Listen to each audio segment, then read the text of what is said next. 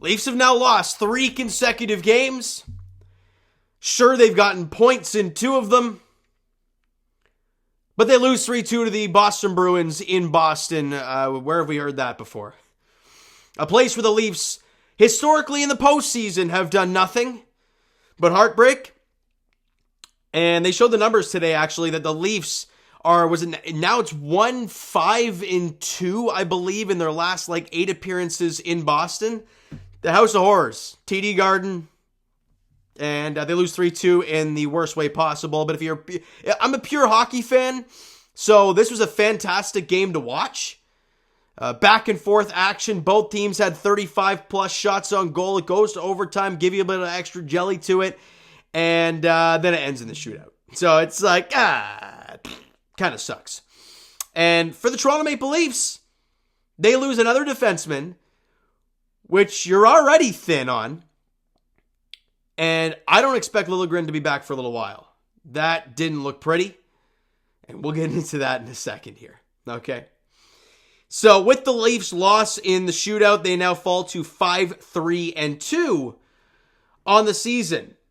So the question marks continue to rise. But in the first period, late in the first period, Pavel Zacha scores off a redirection from a brilliant pass from, was it Lohrei? Dude making his NHL debut and makes a great play. Couldn't we find one Leaf to ever do this? Some random guy, making the Leafs and making some great plays and be like, oh, this guy's very good. Like, who's the other guy? Protas or POTUS or whatever the hell his name is. Dude comes up in the 3rd round. It's like, poof, he's great. And you're like, what? So wouldn't that be nice? But on that play from Zacha, where is Morgan Rielly going? Look, I love Mo. Love what he did last year in the playoffs. Offensively, great start to the season. But what is Rielly doing out there at the opposing team, or at the blue line as the puck's going around the outside? Leaving John Klingberg alone in front as 2 guys come down the way. And John Tavares kind of puck watching as well, as I think it was it was Zacha and who else was it? Anyways, there was one other guy in front of the net. Klingberg tries to take the pass because he doesn't know what he's doing. And it's a redirection from Zacha into the back of the net. You're down 1-0. That was just over a minute to play in the first. Then in the dying seconds, or was it dying seconds? Maybe a minute to go. Less than a minute to play. Puck gets dumped into the Leafs end. Brad Marchand and Timothy Liljegren go for the puck. And everybody's seen it by now. Brad Marchand takes the skate out from Timothy Liljegren as they're going into the corner. Puck is not even close. Sure, they're battling to go get the puck. Sure. But the puck ain't there. That specific play is why they took icings out of the game where you had to touch the puck, right? Remember when that was the thing where you had to ice the puck and you had to get to the puck and touch it before anybody else? But that caused so many injuries, so many just dangerous plays in the boards. They got rid of it. And if it's just, if they get to the hash marks and then they blow the whistle dead. Well, this reason is why. He takes out Timothy Liljegren into the boards. His legs, I don't know, it didn't look pretty. Then his head hits the ice, and he's slow to get up. Then Marchand's, excuse the language, bitching and complaining, saying, well, why did we stop the play? I don't know, because you damn injured a guy in the corner, bud. And Wes McCauley has his fingers so far rammed up his rear end that I guess he can't whistle. He didn't fart long enough to whistle. And there's no penalty on the play. It is the most textbook tripping penalty you can possibly have. And it's a play that they tried to get out of the game. And everyone, even the broadcast team, is like, whoa, you didn't see the play. Look at the replay. He is looking right at the play. And he does nothing. Absolutely nothing. And Wes McCauley, how about a little bit less, animations when you're calling out the penalties and a little bit more of calling the right calls, huh? None of those 2 more each for fighting or 5 more. None of that nonsense if you're going to make bonehead mistakes like this. Wake up. Now, obviously, it didn't really affect the game, but now the Leafs don't have McCabe. They probably don't have Liljegren, and they don't have depth on D. D It's scary. It's very scary. Like, you have Riley, Brody, Gio, Klingberg, Lagesson, and who else?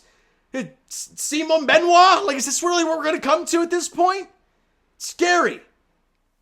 And after one period of play, you're down 1-0. Shots on goal are 14-12 in favor of the Bruins, and you've lost a defenseman. Great. In the second period, I don't know, they just get picked apart. The effort on the back check was just not there. An initial shot from Charlie, was it Brad Marsh? I don't care who shot the puck. And it's a rebound from Samsonov right in the slot to Jake DeBrusk, who's coming right down Broadway, and he buries into the empty cage. As much as you want to blame Samsonov for that, someone's got to get him. Someone's got to get the guy crashing the net. And you're down 2-0, $1:36 into the second period. This is looking like an ugly, ugly start to the second period. But then, 6.5 into the period, Mitch Marner comes across the blue line, fires one on, it hits something on the way through and beats Jeremy Swayman. Nylander and Matthews grab assists on the goal at 6:31, and it's a 2-1 game. Just over a minute after that, a beautiful Austin Matthews. Lagesson wins the battle down low. Yeah, the defenseman is down low below the goal line, and Yarncrook feeds it on a platter. I think it was Yarncrook. To Austin Matthews, and he wires thing top cheese on Jeremy Swayman to tie the game at 2 at 7:34. So Matthews and Marner, two guys that we have all called out, and 5-on-5 stuff. We have not seen much from these guys. They both scored goals with a minute and a bit apart, and we're tied at 2. Now, shots and goal in the second period, 15-11 in favor of the Leafs. They played a really good period. They had so many great chances. Jeremy Swayman stood tall. And in the third period, they got outshot 10-8, and that final, 2 minutes of just onslaught after onslaught from the Boston Bruins was scary. Pontus Holmberg having a horrific penalty late in the third period. You're holding the guy along the boards, and my God, what are you doing, Pontus? That's smart. And then we get to overtime, and they get some chances. Morgan Riley rings one off the iron after Pasternak at the end of regulation rings one off the iron. Again, an entertaining game from a hockey fan standpoint. And then in overtime, Nylander gassed on the end of his shift. And I understand it might have been a 2-on-1 against, but he holds Pasternak and yanks him down. They get a power play, and I thought that was game. They do a hell of a job killing it off. Goes to the shootout. Dan DeBrusk scores. Nylander doesn't. Coyle scores. Matthew doesn't. Game over. And shots on goal, 40-35 in favor of the Boston Bruins. And they pick up the win. They're now, 9-0-1 on the season. They just continue in the regular season to get it done. Special teams wise, Leafs were 0 for 2. They were 0 for 2. Face-offs, Leafs got slaughtered. 66% for the Bruins, 33% for the Toronto Maple Leafs. Not good whatsoever. If you're looking at, and where's Ryan Reeves? I'm sorry, Liljegren goes down and it's Brad Marchand. I understand Reeves probably didn't play very much. Where is he? 7:35. But for God's sakes, do something. We talked about in the last video about how he has kind of been irrelevant and he's been awful all year long. Other than the 2 fights in the first 2 games of the year, he's done nothing. And you thought in a game like this where it's Brad Marchand dragging your guy down and injuring him, that's in time of any to grab somebody and start throwing punches. But nothing happens. And the positive you can take from today's game, Ilya Samsonov. You all know I'm a Joe Wall guy, and I believe he'll be the goaltender of the future for the Leafs. I believe this is Samsonov's last year with the team. I don't think he'll be back next year. So I think the reins will get given to Joe Wall, but they'll bring in a capable backup to kind of be there just in case. That's my theory. But Ilya Samsonov today was ridiculously good. 2 goals, 40 shots, some really high danger ones, and he made some brilliant saves. Got help with a post or 2, but so did Jeremy Swayman, and it is what it is. Doesn't I don't care. So he was fantastic, and he got you the point today.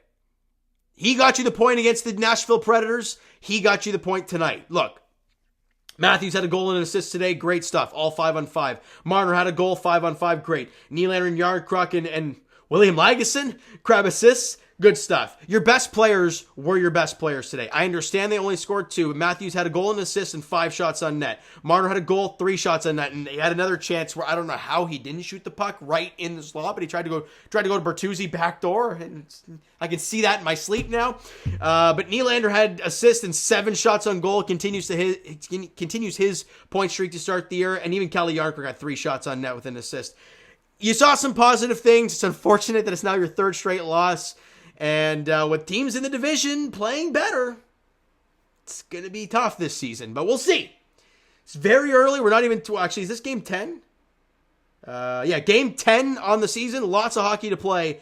But you got a point off the Boston Bruins in Boston. I guess it's a positive to take away from it. Now, next game for the Toronto Maple Leafs is on Saturday night as they welcome in the Buffalo Sabres to Scotiabank Arena.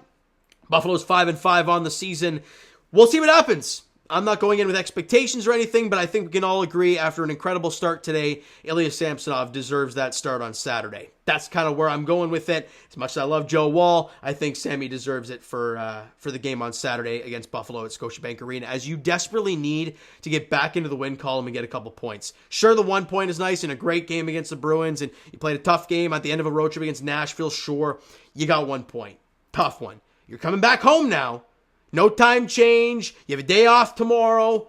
Go out there and find a way to win a game against Buffalo. That's all I got to say, all right? So you know what, guys? That's going to do it for this one. If you enjoyed the video and the game as a whole, but not the result as a Leaf fan, hit that like button. I do appreciate it. Hit the subscribe button. You guys not already. Comment down below.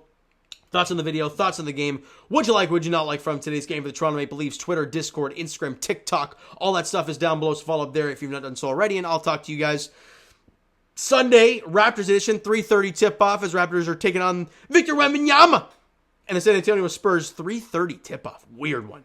As for the Leafs, they're back in action on Saturday as they host the Buffalo Sabres at Scotiabank Arena, needing to get back into the win column, all right? So thank you guys so much for listening and watching. I hope you enjoyed the video, and a point.